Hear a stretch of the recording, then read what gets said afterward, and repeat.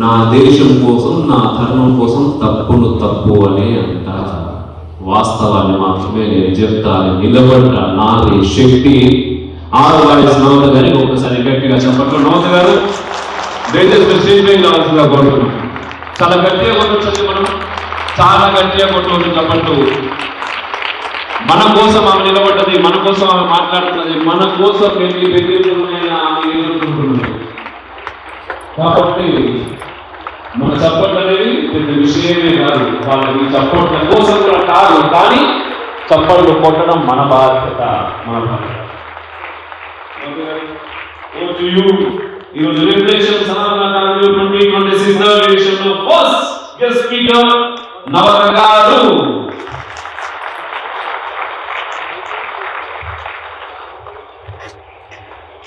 అందరికీ నమస్కారం అండి.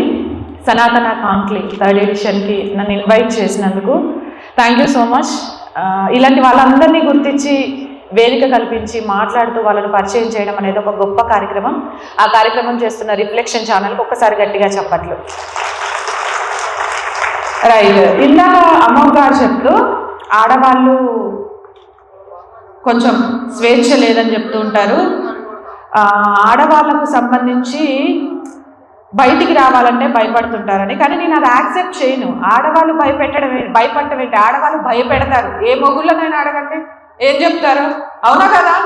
ముందుగా ఈ కార్యక్రమాన్ని ప్రారంభించే ముందు ఈరోజు సనాతన హైందవ ధర్మాన్ని ఒక చిరు దీపంతో సరికొత్తగా ప్రపంచానికి స్వాగతించాల్సిన అవసరం ఉంది. కాబట్టి ఈ కార్యక్రమాన్ని కూడా జ్యోతి ప్రజ్వలనతో ప్రారంభించేద్దాం. ఒకసారి మీరు అందరూ గట్టిగా చెప్పండి కొడితే జ్యోతి ప్రజ్వలన చేద్దాం.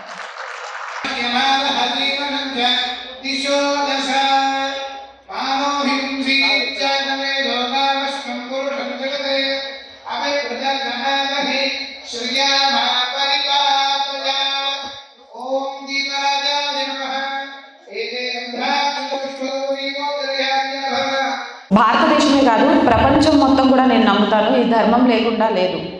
ప్రపంచంలో ఎక్కడ ఏ తవ్వకాలు జరగని ఒక శిలువ బయటపడదు, లేకపోతే ఒక ఖురాన్ బయటపడదు. కానీ సనాతన హైందవ ధర్మానికి సంబంధించిన ఆనవాళ్ళు, ప్రతీకలు ఎన్నో బయటపడుతున్నాయి. కాబట్టి ప్రపంచం మొత్తం ఉన్నది సనాతన హైందవ ధర్మమే.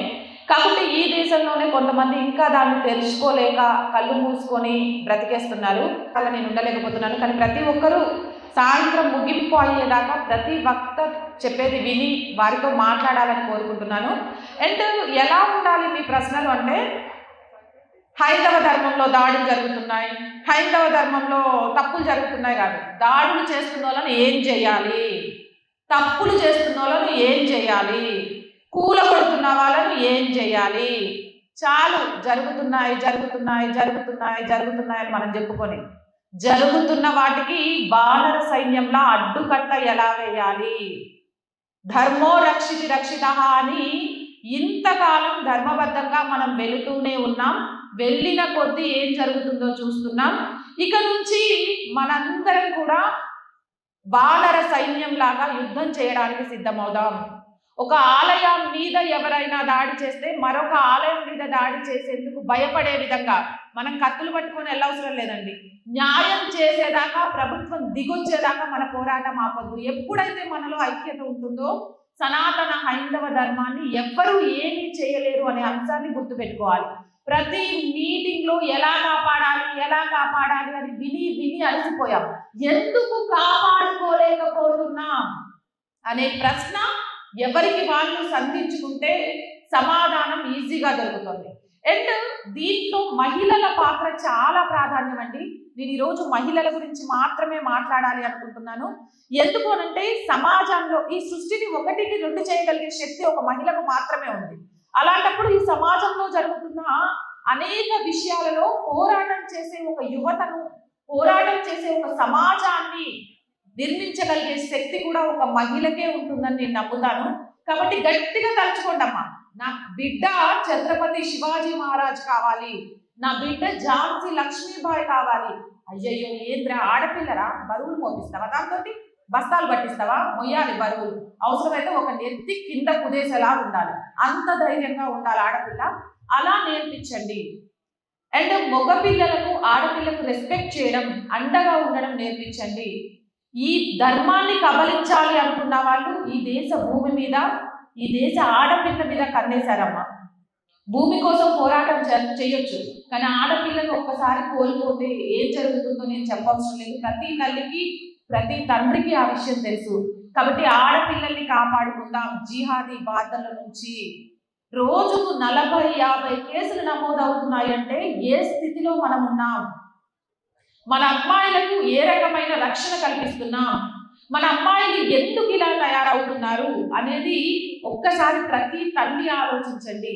ఎక్కడ లోపం జరిగితే అన్య మతాలకు సంబంధించి మన అమ్మాయిలు ఆకర్షితులు అవుతున్నారు. ఆ లోపాన్ని సరిదిద్దాల్సిన బాధ్యత మన మీద ఎంత ఉంది? ఆకాశానికి నువ్వు ఎగిరినా ఇంటికి వచ్చినాక బియ్యం కడగాల్సిందే తల్లి అని చెప్పండి, తప్పు లేదు. ఎందుకంటే నువ్వు ఎంత సాధించినా ఇంట్లో మంచి కోడలుగా, ఇంట్లో మంచి కూతురుగా లేనప్పుడు నువ్వు సాధించిందంతా వృధా నా దృష్టిలో. కాబట్టి ఆడపిల్లలకు ఇంట్లో సంస్కరణలు, ఇంట్లో సాంప్రదాయాలు, ఇంట్లో సంస్కృతి నేర్పించండి. అది తప్పు కాదు. నేను చాలా మంది ఇళ్ళకి వెళ్ళినప్పుడు చూస్తూ ఉంటాను. ఇంటర్ చదివే పిల్లలు, బీటెక్ చదివే పిల్లలు ఉంటారు. ఇల్లు ఉడవమంటే అయ్యో పాప మా చిన్నపిల్లే, దానికి ఇప్పుడు ఏం పని చెప్పొద్దు. బీటెక్ చదవడానికి వచ్చింది చిన్నపిల్ల ఏంటి? ఇల్లు ఉడవడం రాకపోతే, అట్లు కడగడం రాకపోతే రేపు ఈ సమాజంలో ఉన్న తుప్పు మొత్తం ఎలా దులిపేస్తుంది? ఇంట్లోనే కదా మనం నేర్పించాల్సింది. అది నేర్పించకుండా పెంచుతున్నాం. కాళ్ళకు పసుపు రాసుకోను, నుదులున బొట్టు పెట్టుకోను అంటే అయ్యో వాళ్ళ స్కూల్లో ఎలవలేదే. అరే ఆఫీస్కి పసుపు పెట్టుకొని ఎంత రాద్దమ్మా? చూసేటోళ్ళు ఏమనుకుంటారు? ఏమనుకుంటారు? పై నుంచి కింద వరకు బుర్కా వేసుకొని ఒక అమ్మాయి వచ్చి ఉద్యోగం చేసుకోండి. నీ బిడ్డ పసుపు పెట్టుకొని పోలేదా? అది నామూష. అది నామూష అని ఎందుకు అనుకుంటాను? బొట్టు పెట్టుకొని, పసుపు పెట్టుకొని, అవసరమైతే తలలో పూలు పెట్టుకొని కూడా మరి ఉద్యోగం చేయాలి. అంతే తప్ప నామూషి అనే పేరుతోటి సాంప్రదాయాలను చంపేయకండి. ఎప్పుడైతే సాంప్రదాయాలను, సంస్కృతిని మనం చంపేస్తూ వస్తామో మనల్ని మనం చంపుకున్నట్టే. అది మన వినాశనానికే. ఇది అమ్మాయిలకు తప్పకుండా నేర్పించాల్సిన అంశం. ఇంకొకటి, దీనితో పాటు ఆడపిల్లలకు తమని తాము రక్షించుకునే అనేక రకాల విద్యలు నేర్పించండి. ఇప్పుడు సమ్మర్ క్యాంప్స్ ఉంటాయి, దుర్గావాహిని లాంటివి. అలాగే మిగిలిన వాళ్ళు కూడా కత్తి సాము, కర్ర సాము ఇలాంటివన్నీ నేర్పిస్తారు. ఆడపిల్లలకు నేర్పించండి. ఎవడైనా నీ వైపు చూడాలి అంటే భయపడేలాగా ఉండాలి అని నేర్పించండి. భయపడుతూ అన్నకు చెప్పు, నాన్న నీ ఎమ్మటొస్తాడు, లేకపోతే తమ్ముడిని తీసుకొని వెళ్ళు అనే విషయాన్ని అలవాటు చేయకండి. అండ్ ఇక్కడ చాలా మంది అమ్మాయిలు కూడా ఉన్నారు కాబట్టి చెప్తున్నాను. అమ్మాయిలు ఏం ఫీల్ అవుతారంటే, సాయంత్రం పూట ఏదైనా తీసుకోవడానికి బయటకు వెళ్తుందంటే అరే తమ్ముడిని తోడు తీసుకెళ్ళు, అన్నం తోడు తీసుకెళ్ళు అనగానే ఛీ మా అమ్మ మా నాన్నకి నా మీద నమ్మకం లేదు చూడు, ఎవరినో ఒకళ్ళని తోడు తీసుకొని వెళ్ళమంటారు అంటే అంత నేను చేతగాని దాన్ని అని ఫీల్ అవుతుంటారు. అమ్మ విఐపీలకే బాడీ గార్డ్స్ ఉంటారు. ఆ ఇంటికి మీరు విఐపీలు, అందుకే మీకు బాడీ గార్డ్స్ ఉన్నారు. బంగారం ఎంత విలువైంది అంటే పెట్టెలో పెట్టి తాళం వేసుకొని దాచిపెడతాం, అంత విలువైన వాళ్ళు మీరు. అందుకే మిమ్మల్ని రక్షించడానికి మీకు బాడీ గార్డ్స్ని పంపిస్తున్నారు, మీ క్షేమం కోసం తప్ప మీరు చేయలేదు, మీరు చేత కాదు అని కాదు. ఒకసారి మీ అన్నని అడిగితే మీరు ఎంత గట్టిగా కొట్టగలుగుతారో చెప్తారు. కాబట్టి మీ అన్నలకు మీ బల ప్రదర్శన తెలియక కాదు, మిమ్మల్ని బంగారం లాగా వాళ్ళు భావిస్తారు కాబట్టే మీకు తోడొస్తూ ఉంటారు. ఆ అంశాలను కూడా తెలుసుకోవాలి. అండ్ వీక్లీ వన్స్ అండి, దయచేసి పిల్లల్ని తీసుకొని ఏదో ఒక గుడికి, మీ వీధిలో ఉన్న గుడికైనా వెళ్ళండి. లేకపోతే గుడుల మీద, దేవీ దేవతల మీద ఉన్న అనేక అనుమానాలు పిల్లలకు తెలియక ఈరోజు దారి తప్పడానికి కారణమవుతుంది. ప్రపంచంలో ఏ మతానికి లేని ఒక గొప్పతనం సనాతన హైందవ ధర్మానికి ఉందని మీలో ఎంతమందికి తెలుసు? చెప్పనా? మీరు ఏ మతాన్నైనా జల్లెడబట్టండి, ఆడవాళ్లను దేవతలుగా పూజించే సంస్కారం ఉండదు, దేవతలు ఉండరు. కానీ ఆ గొప్ప సంస్కారం, ఆ గొప్ప దేవతలు, ఆ గొప్ప మహిళా ప్రాధాన్యత ఉన్న ఏకైక ధర్మం, ఏకైక మతం, నేనైతే హిందూ మతం అని ఎప్పటికీ చెప్పను, అది ఒక ధర్మం. అంత గొప్ప ధర్మంలో పుట్టాలంటే ఎన్నో జన్మల పుణ్యం చేసి ఉండాలి. ఆ పుణ్యం చేశాం కాబట్టి ఈరోజు హిందువులుగా పుట్టాం. మరి పుట్టినందుకు హిందువులు అంటే ఏంటి అని నిరూపించాల్సిన సమయం ఆసన్నమైంది. ఆ సమయానికి ప్రతి ఒక్కరు కూడా సిద్ధంగా ఉండాలి. మనం ఓర్పులో సీతాదేవులం, అలాగే భర్త మూర్చపోయినప్పుడు యుద్ధం చేసే సత్యభామలం, శక్తిలో అపర కాలిలం.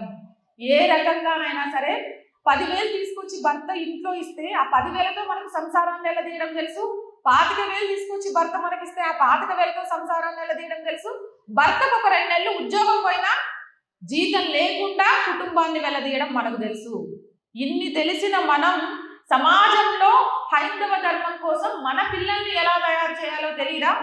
తెలుసా లేదా? మరి ఎంతమంది పాటిస్తున్నారు దాన్ని? ఒక్కసారి మీ ఆత్మసాక్షిని అడగండి. మీ గుండెల మీద చేసుకొని, ఎస్ రేపు నా దేశానికి ఏమన్నా అవుతే, నా ధర్మానికి ఏమన్నా అవుతే, నా పిల్లల్ని దానికోసం నేను సిద్ధంగా ఉంచానా లేదా? అలా సిద్ధంగా ఉంచానని మీ గుండె చెప్పింది అనుకో, మీకంటే గొప్ప తల్లులు లేరు, మీరందరూ జిజియాబాయిలే. ఒకవేళ అలా సమాధానం చెప్పలేదు అనుకోండి, రేపటి నుంచి అలా తయారవ్వడానికి ముందు మీరు సిద్ధంగా అండి. మీరు సిద్ధమైన తర్వాతనే మీ కుటుంబాన్ని సిద్ధం చేయగలుగుతారు, మీ పిల్లల్ని సిద్ధం చేయగలుగుతారు. కాబట్టి ఫస్ట్ మీరు సిద్ధం అవ్వండి. అండ్ ధర్మానికి సంబంధించి ఇంకొక ముఖ్యమైన విషయం మనం చెప్పుకోవాల్సింది, 2047 కల్లా ఈ దేశాన్ని కబళించాలి అని చూస్తున్న వాళ్ళందరికీ, బాబు ఇలా కొన్ని వేల సంవత్సరాల నుంచి నీ తాత ముత్తాతలు తయారు చేసిండ్రు, వాళ్ళ వల్ల కూడా అవ్వలేదు సనాతన హైందవ ధర్మాన్ని దుమ్మంతా చెరిపేయడం కూడా. మీరు అలాంటి ఆలోచనలు పెట్టుకోకండి. పెట్టుకుంటే ఈ తరంలో మీరు ఆ కాలిగుట్టి దుమ్మును కూడా ఏమీ చేయలేరు. అదే 2047 కల్లా ఈ దేశాన్ని సనాతన హైందవ రాష్ట్రంగా మార్చడానికి మేమంతా కంకణం కట్టుకున్నామని చెప్పండి. ఆలయాలు చాలా పవిత్రమైనవండి. ఈరోజు గల్లీకి ఒక ఆలయాన్ని కట్టేస్తున్నాం, కానీ ఆలయాలలో ధూపదీప నైవేద్యం జరుగుతుందా లేదా అనేది మనం చూడట్లేదు. సో ధూపదీప నైవేద్యాలు మన చుట్టూ ఉన్న ఆలయాల్లో జరుగుతున్నాయా లేదా అనేది చూడండి. వాటికి మీ వల్ల వీలైనంత చేయూతనివ్వండి. ఫైనల్ గా ఒకే ఒక్క విషయం చెప్పి క్లోజ్ చేస్తాను. ఆలయాలను ఆధ్యాత్మిక కేంద్రాలతో పాటు ఆదాయ మార్గాలుగా మార్చండి. ఈ విషయాన్ని చెప్పాలనే ఇవాళ నేను అనుకున్నాను. ఈ రోజు అర్బన్ క్లాబ్ లో బుక్ చేసుకుంటే మనకి ఇష్టం లేని వ్యక్తులు వస్తున్నారు, తప్పక చేయించుకుంటున్నాం. అలాంటి వచ్చిన వ్యక్తులు సీసీ కెమెరా ఎలా పెడతారా, మరేం చేస్తారా, మన అమ్మాయిని పటాయిస్తారా అర్థం కావట్లేదు. కాబట్టి వీటన్నిటికీ చెక్ పెట్టడానికి మీ వీధిలో ఉన్న ఆలయాన్ని ఉపయోగించుకోండి. మీ వీధిలో ఆంజనేయ స్వామి ఆలయం ఉందనుకోండి, ఆ ఆలయంలో అర్చకుడితో ఒక మాట చెప్పండి, పంతులు గారు ఇక్కడ ఒక రిజిస్టర్ పెట్టండి అని. మీ వీధిలో ఉన్న carpenter number, Hindu carpenter number, మీ వీధిలో ఉన్న హిందూ ఎలక్ట్రీషియన్ నెంబర్, మీ వీధిలో ఉన్న హిందూ బ్యూటీషియన్ నెంబర్, అంటే కుల వృత్తులు ఏవేవైతే ఉన్నాయో ఆ కుల వృత్తులు బిజినెస్ చేసే వాళ్ళ నెంబర్స్ ఆ రిజిస్టర్లో రాయమని చెప్పండి. మీకు అవసరమైతే అక్కడికి వెళ్ళి హిందూకే ఉపాధి ఇవ్వండి. హిందూ దగ్గర నుంచి ₹1 వెళ్తుందంటే హిందూకే వెళ్ళాలి. ఒక హిందూ నుంచి బాగుపడుతున్నాడంటే మరో హిందువే బాగుపడాలి. అన్య మతస్థులకు సంబంధించి ఈ రోజు నుంచి మనం ప్రతిజ్ఞ చేద్దాం, ఏ వస్తువుని కొనకూడదు, హిందువుల దగ్గర మాత్రమే కొనాలి. హిందువుకు హిందే బాయి బాయి, హిందువుకు హిందూ మాత్రమే బంధువు. ఈ విషయాన్ని ప్రతి ఒక్కరూ గుర్తుపెట్టుకోండి. అలానే ఆలోచనతోనే ముందుకెళ్తారని ఆశిస్తున్నాను. ఈ అవకాశం ఇచ్చినందుకు ధన్యవాదాలండి. చాలా చాలా సంతోషంగా ఉంది మీ అందరినీ కలుసుకోవడం. ఒక్కసారి గట్టిగా భారత్ మాతాకి, భారత్ మాతాకి, భారత్ మాతాకి, వందే మాతరం, వందే మాతరం, వందే మాతరం. జై శ్రీరామ్, జై శ్రీరామ్, జై శ్రీరామ్. ధన్యవాదాలండి. నేను మీ జర్నలిస్ట్ నవత. సనాతన కాన్క్లేవ్ రిఫ్లెక్షన్ వాళ్ళది 3rd ఎడిషన్ చాలా చాలా చాలా బాగా జరిగింది. ఇక్కడికి పిలిచినందుకు మనస్ఫూర్తిగా ధన్యవాదాలు. ఒకటి, సనాతన హైందవ ధర్మాన్ని కాపాడాలని మనం అందరం మాట్లాడుతున్నాం. హైందవ ధర్మాన్ని కాపాడడానికి ప్రత్యేకంగా ఏం లేదండి. హైందవ సమాజం నుంచే హైందవ ధర్మం పుట్టాలి. సో ఈరోజు హైందవ ధర్మం మారాల్సిన అవసరం ఉంది. మన పిల్లలకి హైందవ ధర్మం యొక్క గొప్పతనాన్ని చెప్పాల్సిన అవసరం ఉంది. హైందవ ధర్మంలో పుట్టిన ప్రతి ఒక్కరూ అన్నదమ్ములు, అక్క చెల్లెలు అని నేర్పించాలి. అన్య మతాలకు సంబంధించి వాళ్ళ పిల్లలకు చిన్నప్పటి నుంచే ఎలాగైతే వాళ్ళ మత విశ్వాసాలను, మత ఆచారాలను పాటించడం నేర్పిస్తున్నారో, అలాగే ప్రతి స్త్రీ కూడా ఇంట్లో తమ పిల్లలకి తమ మత ఆచారాలను, మత విశ్వాసాలను, మత సాంప్రదాయాలను నేర్పించాల్సిన అవసరం ఉంది. ఆ రోజే ఈ ధర్మాన్ని కాపాడగలిగిన వాళ్ళం అవుతాం. పక్కింట్లో ఛత్రపతి శివాజీ మహారాజ్ పుట్టాలి, ఎదురింట్లో ఝాన్సీ లక్ష్మీబాయి పుట్టాలి, మన ఇల్లు సేఫ్ గా ఉండాలి అని కోరుకోవడం మాత్రం ఈ కాలంలో కలియుగంలో అది సాధ్యమయ్యేది కాదు. ఎవరింటి ఛత్రపతి శివాజీ మహారాజ్ ఆ ఇంట్లోనే ఉండాలి, ఎవరింటి ఝాన్సీ లక్ష్మీబాయి ఆ ఇంట్లోనే ఉండాలి. కాబట్టి అలానే మీ పిల్లల్ని పెంచండి. రేపటి భావితరాల వాళ్ళని దేశం కోసం ధర్మం కోసం పనిచేసేటట్టుగా వాళ్ళకు అలవాట్లను నేర్పించండి. మన కట్టు బొట్టు సాంప్రదాయం నడవడిక పాశ్చాత్య దేశాలను అనుకరించి వెళ్తున్నా మూలాలను మర్చిపోవద్దు అనే విషయాన్ని పిల్లలకు తెలియచేయడం మాత్రం మర్చిపోవద్దు. అది ప్రతి తల్లిదండ్రుల బాధ్యత. తల్లిదండ్రులు బాధ్యతాయుతంగా ఉంటే కుటుంబం బాధ్యతాయుతంగా ఉంటుంది, సమాజం బాధ్యతాయుతంగా ఉంటుంది, దేశం సక్రమంగా ఉంటుంది. అలాంటి దేశ నిర్మాణంలో మనందరం కూడా ఛత్రపతి శివాజీ మహారాజ్ వారసులాగా అడుగులు ముందుకు వేయాలని కోరుకుంటున్నాను. జై శ్రీరామ్.